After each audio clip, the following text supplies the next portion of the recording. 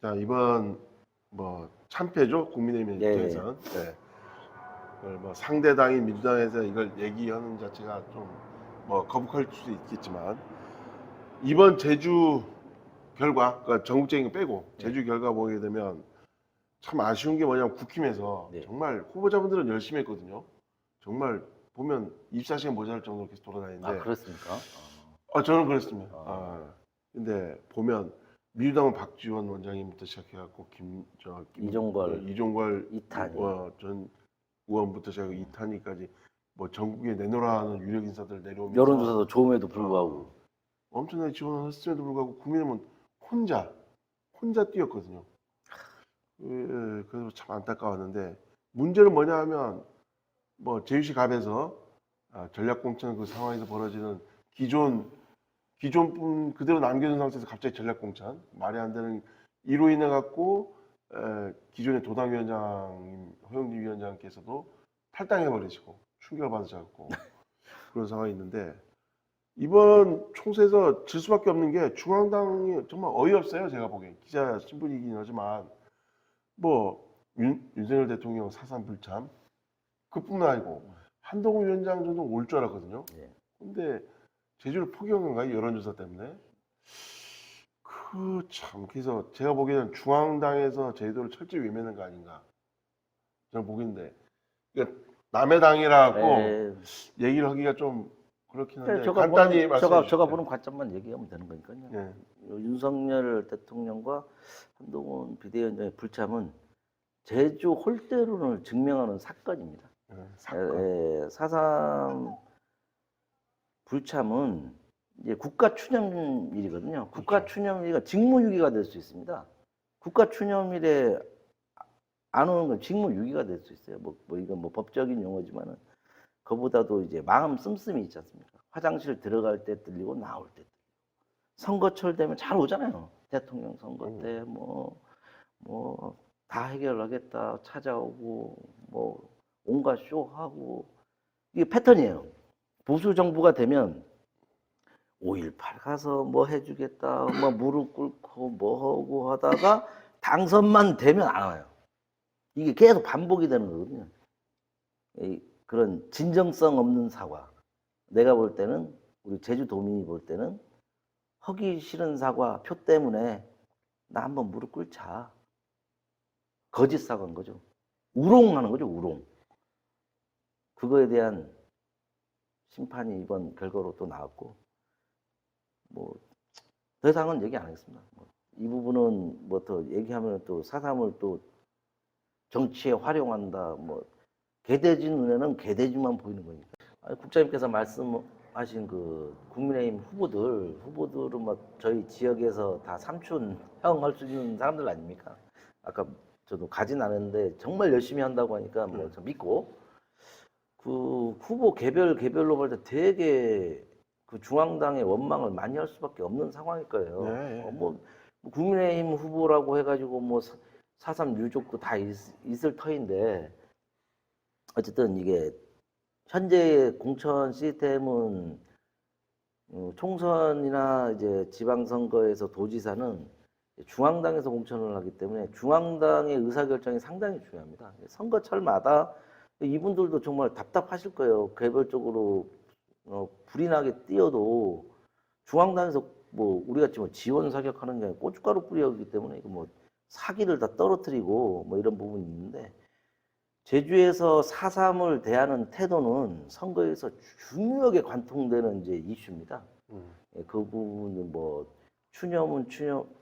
추념대로 하고 4.3의 배보상에 대한 문제도 해결했지만 국민의힘도 이 부분을 잘 알고 계실 거예요. 제주 선거의 모든 것은 4.3이에요. 4.3을 대하는 태도를 보는 거예요. 그 4.3을 대하는 태도가 기본 관문이에요. 그 관문을 통과해야만이 그분의 자질로 넘어가는데, 이제 관문에서부터 막히니 뭐 되지 않고 있다. 제가 이런 부분까지 충고해 줄 필요는 없는데 뭐 안타까워서 하는 말씀입니다. 네. 아마 그 큰 사삼 유족이 그 저번에 전 일화에서도 얘기했지만 네, 대통령께 네. 그 간절한 마음, 그렇죠. 사삼의 그 유족들에 대한 마음을 잊지 말아 달라는 그 마음 많이 뭐 하더라고요. 저 그래서, 농담으로 저 약속 안 지켜도 좋으니까 후벼 파지만 말라고 음, 뭐 그런 말씀했죠. 네, 그래서 아마 4월 달에 선거에서는 민주당이 좀 이런 말하면 안 되죠. 유리하지 않나 하는 아. 일각에서 정치 일각에서는 얘기가 있는데 자 그러면 다음 선거 네. 뭐 국회의원 선거는 이제 4년 후니까 예, 그렇죠. 뭐. 향후 2년 후에 네, 도지사 선거도 있고요. 네, 도의원 선거도 있습니다. 이번 판세 네. 흐름이 미칠까요? 어쨌든 압승을 통해서 이제 승리를 위한 발판은 마련됐다고 봐야 돼요. 그렇지만 국민의 매서운 심판이란 거는 우리 쪽으로 향할 수도 있거든요. 이제 통계학적으로 봤을 때 이제 지방선거 승리를 위한 모든 이제 환경은 조성이 돼 있어요. 그렇지만 국민의힘 보셨잖아요. 대통령 선거 이기고 지방선거 압승하고 세 번째 몽둥이 맞았잖아요. 우리가 그 몽둥이를 안 맞은다는 법이 없습니다. 그렇죠. 그 남은 2년 지방의회 도의원님들, 뭐 오영훈 지사님, 지방 제주도를 구성하는 우리 민주당의 이제 도와 도의회가 잘 협력해서 제주도민이 풍요로운 삶을 누릴 수 있는 성과를 내므로써 다시 재심임을 받을 거라고 저는 확신하고 있지만 뭐 이거는 이제 오만이 될 수 있어서 승리할 수 있도록 저희 제주도당에서도 최선을 다하고 도의원님들 뭐 오영훈 지사님을 필두로 제주 이제 지역 경제가 어렵잖아요. 지역 경제를 살리고 이제 중앙 정부를 이제 절충할 수 있는 세 분의 국회의원과 힘을 합쳐서 뭐 오늘 뭐 도에서도 뭐 간담회 했다고 하니 뭐 한번 지켜봤으면 좋겠습니다. 네. 이게 그러니까 2년 후에 네. 뭐 도지사 선거는 뭐 그때 지금 현재 사법 리스크 때문에 네, 어떻게 네. 되는지 모르니까 도지사는 건너뛰더라도 네. 국회의원 선거는 너무 멀리 네, 떨어지니까 국회는 예. 하더라고. 자, 제일 중요한 게 도의원 선거인데 도의원 선거에서 어쨌든 비례대표에 계시는 분들 예. 그분들도 이제 지역구로 나서실 거고 네. 그렇게 하다 보면 도의원 선거도 당내 경선도 치열하겠습니다.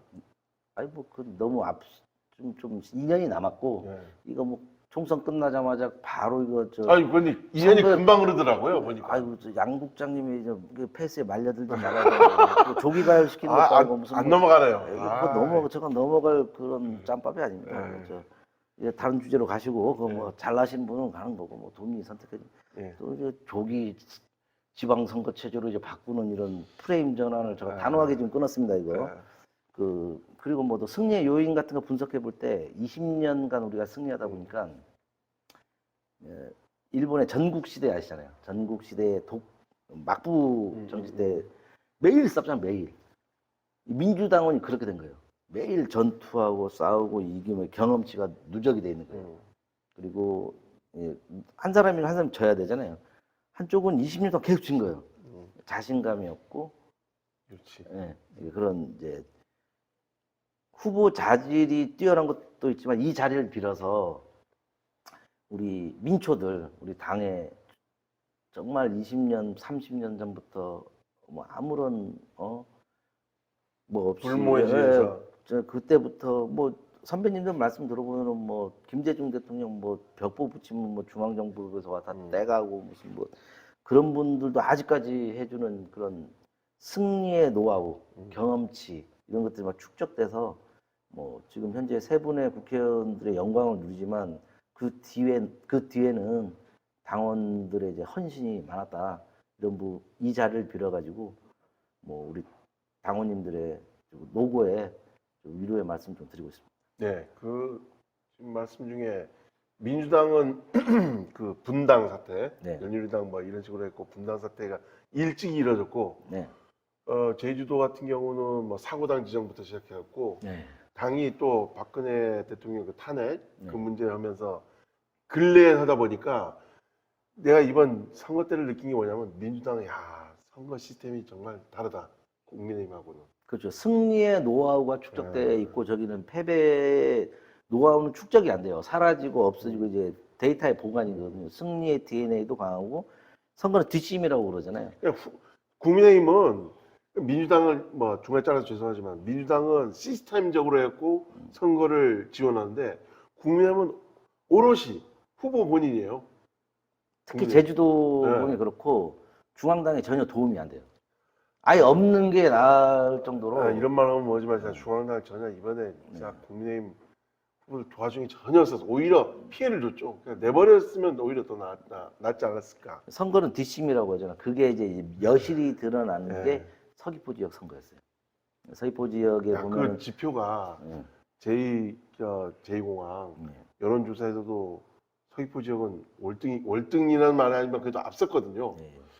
그래서 위성곤 의원님이 이기는 거 보면 역시 선거는 후보도 있지만 옆에 뒷심 아까 좀 말한 대로 그죠. 뒷심이 간 거죠. 뒷심이 저희가 강한 거. 마지막 여론조사에서 서귀포가 17%로 앞섰잖아요.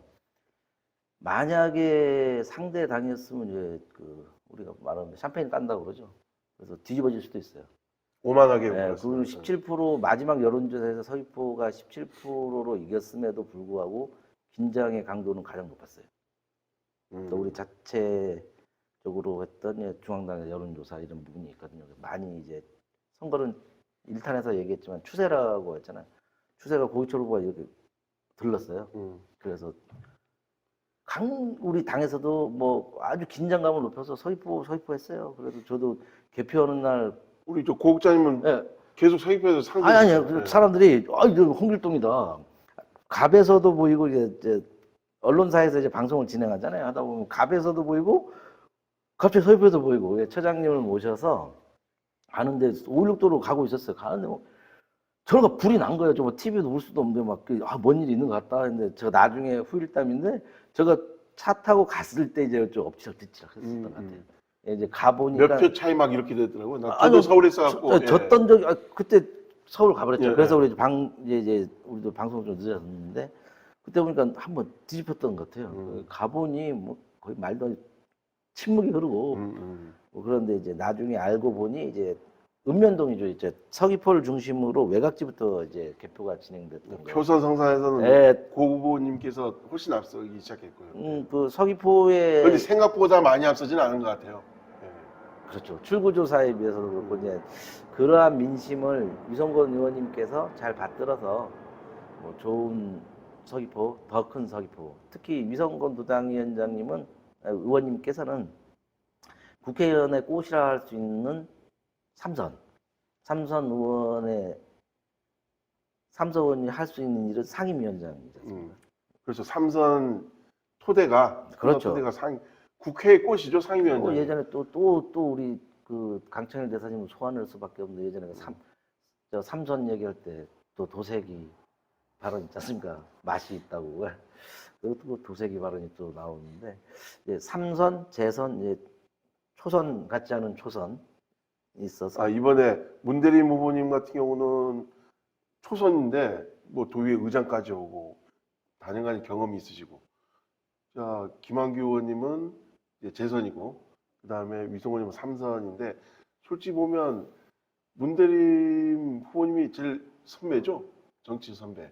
그렇죠. 네. 뭐 나이로 보나 워낙 초선이지만 아까 말한 대로 초선 같지 않은 초선, 뭐 삼선 같은 초선. 네. 너무 아픈 기억이 많아가지고 운전면허 따는데 시간이 좀 많이 걸렸습니다. 네. 그 운전면허는 시동 걸리면 바로 출발하겠죠. 아니 운전면허는 저희 그 예를 들면 운전면허 빨리 땄다고 해서 운전 잘하는 게 아니더라고요. 그렇죠. 뭐 몇 번 떨어져 보기도 하고 그런 분들이 그래야 더 운전 잘하시고. 안전운전도 하고 뭐 그런 부분에 좀 기대를 걸어야하고 뭐 선거에 졌다고 해서 능력 없는 분은 아니기 때문에 그 전에 뭐 지방 의회에서 의장도 하셨고 공기업의 사장도 하셨고 뭐 청와대에 계셨고 그분이 갖고 있는 국정에 대한 폭넓음은 제주도에서 아마 자타가 공인할 거예요. 가장 이제 뛰어나시고 보죠. 이제 국회로 가면 네트워크가 상당해요. 네, 정치적 스펙트럼이 네, 어려워요.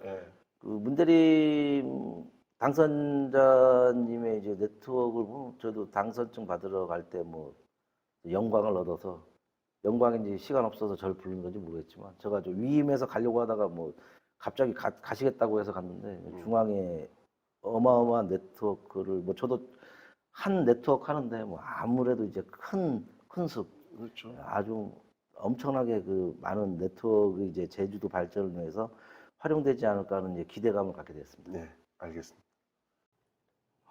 자, 3부. 음. 자, 3부 마지막인데 어쨌든 뭐 제주에 대한 얘기 상세히 얘기했고 이제 네. 전국 판세. 네. 전국 판세 가는데 남의 집 얘기가 좋죠. 남의 집 얘기를 많이 했습니다. 이재명 대표님 얘기해야 되는데. 아니, 전국 판세가 좋다. 예. 제주도에 하면 또 누가 어쩌니 저쩌니 그러니까 또 뭐 괜찮은 저번 거지. 일탄에서 전화 엄청나게 왔잖아요. 또 뭐 이상한 얘기 했다고 또 한 것도 자. 없는 것 같은데. 22대 총선에서 이 뜨는 해, 네. 그다음에 중간, 뭐 그다음에 지는 해 이렇게 네. 고민했는데 자, 첫 번째 지는 해 한동훈 국민의힘 비대위원장, 네. 예, 지는 해입니다. 자, 중간 어느 정도 예상했지만 우세하다 보지만 저는 기존은 유지했다. 네. 이재명 대표님. 네. 그리고 뜨는 해. 네. 어쨌든 제22대 국회의원 선거의 메인 이벤트는 조국 혁신당 아닐까요? 그렇죠. 네. 자, 향후 전망 좀 간단히 말씀해 주시죠. 윤하는 지고 윤하는 지고. 예. 이조는 뭐 뜬다는 표현 이 2조 시대라고 하죠? 예. 2조의 이제 시간이 온다. 아, 2조의 시간이 왔습니다. 네. 이 2조의 시간은 어떤 시간이었냐면 그 서사가 쌓여서 이번 선거 결과로 완결이 된 겁니다. 이 서사라고 하면 특히 조국 대표님은 이제 그 인텔리잖아요. 학력이 높고 착하고 뭐 그런 올바르게 자라온 사람. 그 현 정권의 괴롭힘에 의해서 서사가 쌓인 거죠. 이재명 대표와 비길 바는 아니지만은 그렇게 야당 정치인은 서사를 통해서 국민들이 감동하는 겁니다. 김대중 대통령이 박정희와 전두환한테 탄압을 받았을 때 그 정치 권력에 있어서 정치 싸움은 이렇게 투표를 통해서 쌓는 거지 집권자가 갖고 있는 중앙에서의 권력을 갖고 괴롭히면 국민들께서는 지몬미가 발동합니다. 지몬미가 무슨 말씀이잖아. 지키지 못해 미안하다. 뭐 그게 발동하면 계속 선거 때까지 응축됐다가 이제 압력밥솥처럼 이번 선거가 그런 겁니다.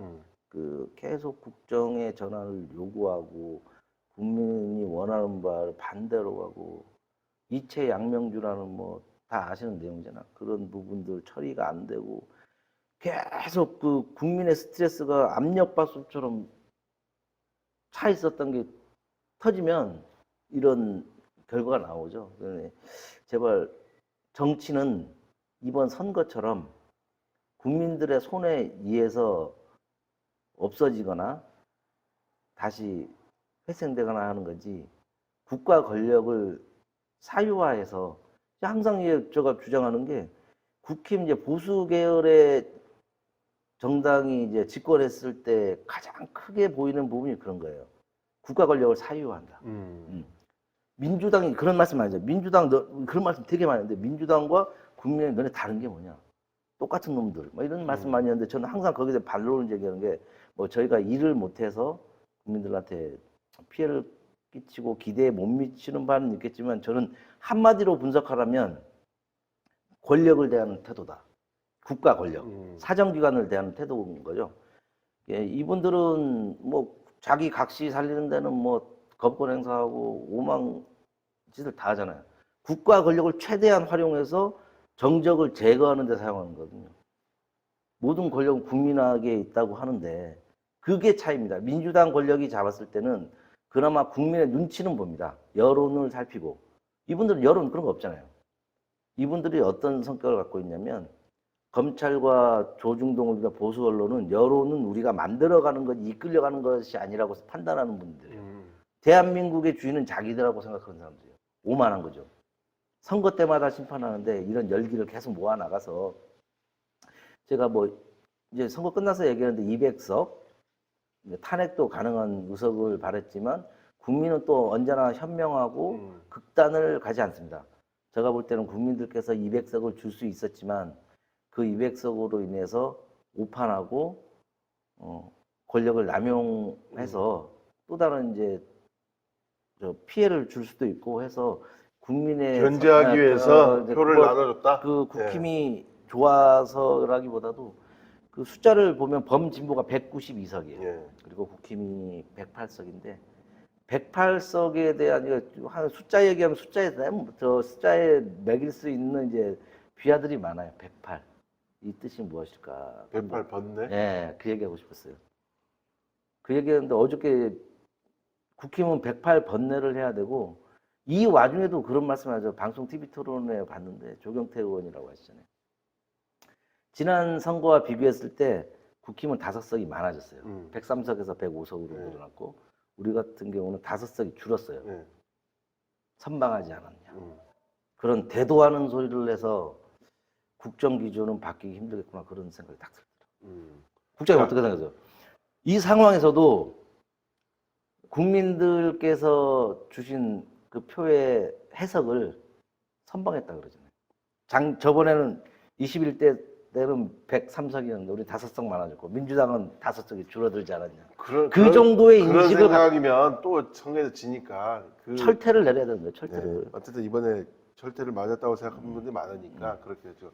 자, 윤석열 정권에 대한 비판은 그렇게 치고, 자, 지는내 한동훈 전망 어떻습니까? 모두 언론 기사를 살펴봤는데 그 정치인의 언어는 이제 직설적이지 않고 간접 화법을 씁니다.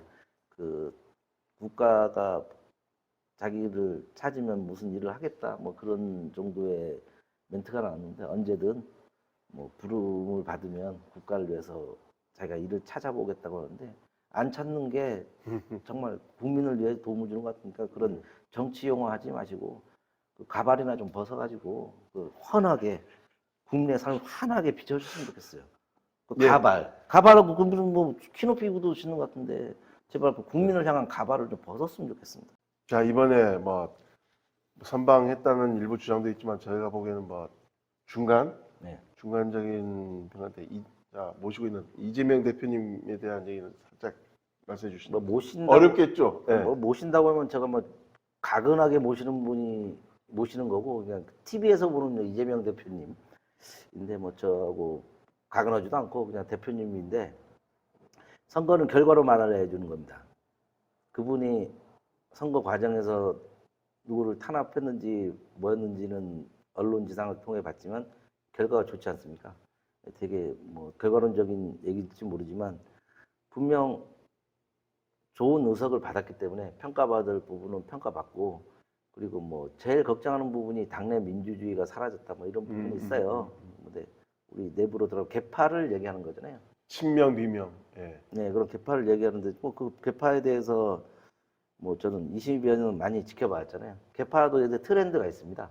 예전에는 여러 개파가 이제 합종 연행을 통해서 이제 큰 정책 결정에 있어서 합종 연행을 하는데 문재인 대통령 이후로는 이제 그때가 문파였잖아. 문파도 대표될 수 있고 지금은 이제 개딸. 그걸 전부 나쁘게 보지 말고 트렌드가 바뀌었다고 봐야 돼요. 당원의 트렌드가. 이제 1인 개파로 가는 거예요.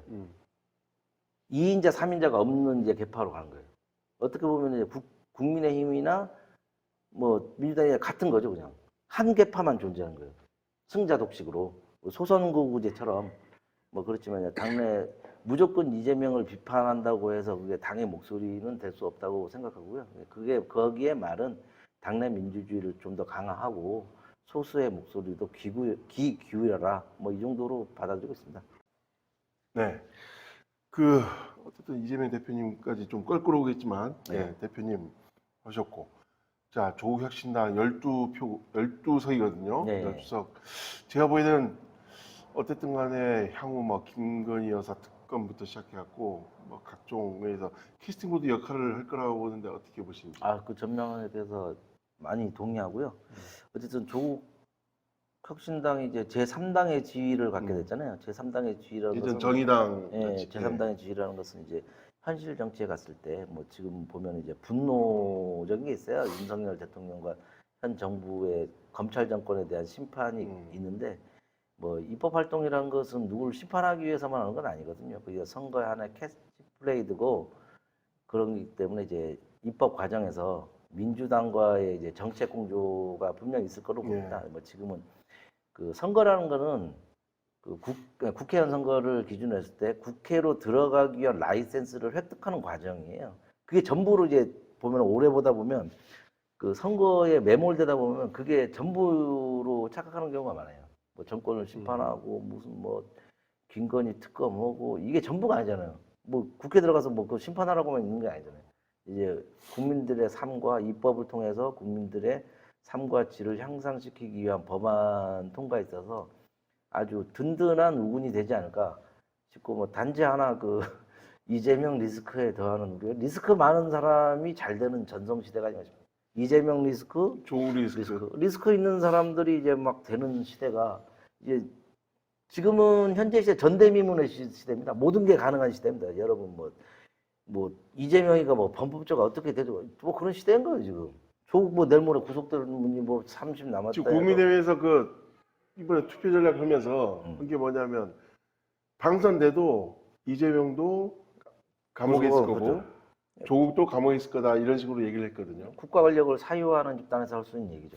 우리 정권에서는 그런 얘기 함부로 하지는 못하는데 오만한 이제 검찰 정권에 이제 철퇴를 내리실 분이 이제 오시니 이분들도 이제 발빠르게 또 검찰을 동원해서 여론을 이제 흔들어 보려고 하는 시도가 있을 것 같은데 만만치 않을 겁니다. 네, 알겠습니다.